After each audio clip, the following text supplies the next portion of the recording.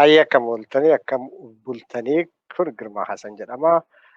Torbaanii WellShare International irraa wanta COVID-19 yookaan immoo coronavirusii odeeffannoo mootummaa naannoo Minisootaa irraa kan dabru uummata keenyaaf dabarsuudhaaf as jirra. Torbaan dhufu kana keessatti kan jiru maalidha?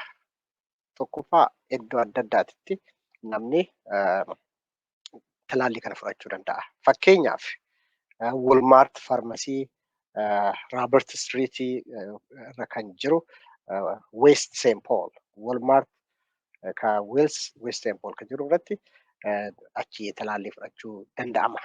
Yoom ji'a kana 17 yookaan immoo ji'a kana 24 irratti fudhachuu dandeenya. Akkamitti yoo jettani lakkoofsa tajaajila afaan Oromootiin kan kennutu jira. Lakkoofsi suni 763 312 6362 yookiin afaan Ingiliffaatiin 763 312 6362. Kanarratti yogguu bilbiltan namni afaan Oromootiin tajaajila isinii kennu achirratti argama jechuudha. Isin kan godhuu qabdan bilbiluu qofa yeroo barbaachisaa ta'e bilbiluu dandeessu.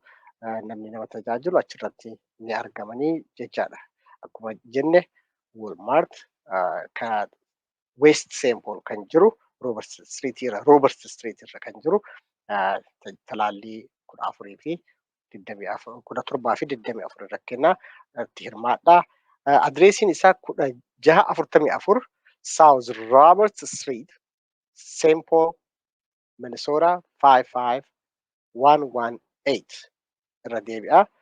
Adreesiin isaa 1644 South Robert Street St. Paul Minnesota 55118. Kanarratti yogguu bilbiltan wanta barbaachisaa ta'u odeeffannoo barbaachisaa ta'u argachuu dandeettanii. Talaallii bakka kana akka argattan Pfizer kan jedhamu talaallii Pfizer jedhamu argattanii. Talaalliin kun baay'ee gaariidha. Hanga ammaa talaallii jiru keessaa tokkoffaadha natti fakkaata. Achirratti argachuu dandeessu. Kan biraa immoo vaaksiinii yookaan immoo talaallii Fairground State Minnesota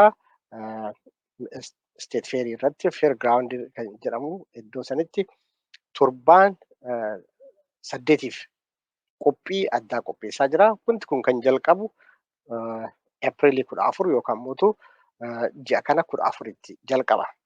Akkamitti galmoofnaa hojjettan bilbiluudhaan dandeessee xiyyeeffannoon isaanii warra St. Paul fi Minneapolis keessa galu irratti St. Paul, Minneapolis, Roseville naannoo kana kan jiraatan zip koodii adda addaa keessa kan jiraatan argatee itti xiyyeeffatanii jiranii xiyyeeffannoo kanarra hubattanii akka irra dalagan yoo danda'an yeroo gabaabaa kana keessatti nama 168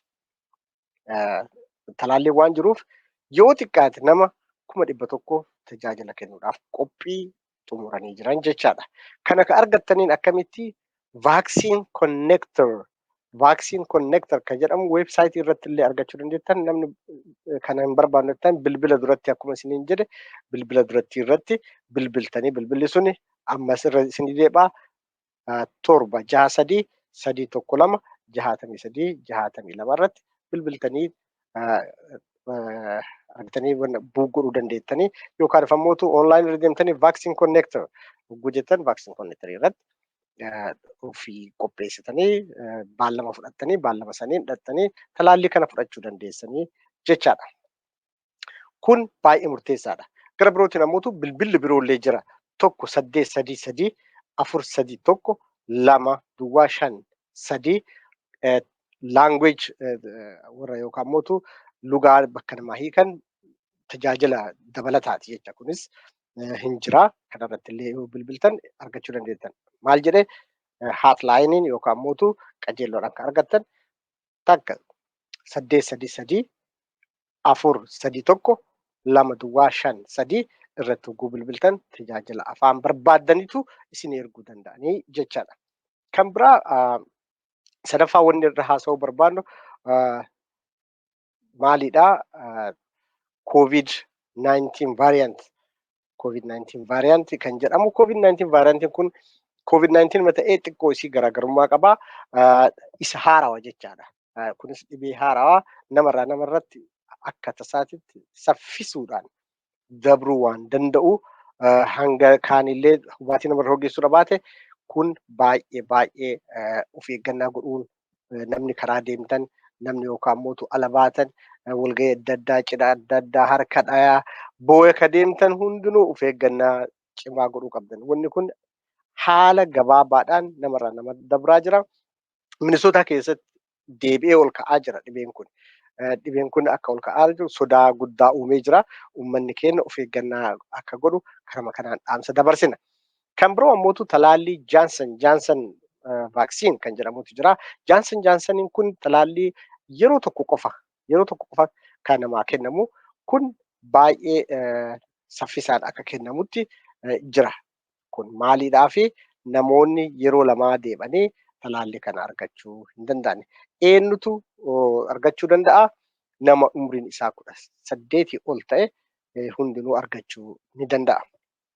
Kun tajaajila addaati yookaan immoo talaallii addaati. Talaallii kana namni fudhachuu barbaadan fakkeenyaaf namni dhiyoo kanatti biyya deemuu barbaadu wayii na bira dhufee bakka wanta kanatti argatan eeree fi deemee talaallii kana argatee amma haala gaariidhaan yookaan onnee gaariidhaan rabbi wajjin biyya deemuutti jira. Argatee talaallii kana argachuun baay'ee murteessaadha. Namni keenya waa hunda haala danda'een of eeggannaa godhuu baay'ee murteessaadha. Haguuggii fuulaa, face mask, social distance akkuma jedhame walirraa siquu, bakka dhaquu hin qabne, dirqama hin qabne dhaquu dhabuu, harka ofii dhiqachuu, kan qulqullina mataa ofii eeguu kan irratti xiyyeeffannaa guddaa godhuu qabannaa. Galatooma. Thank you so much.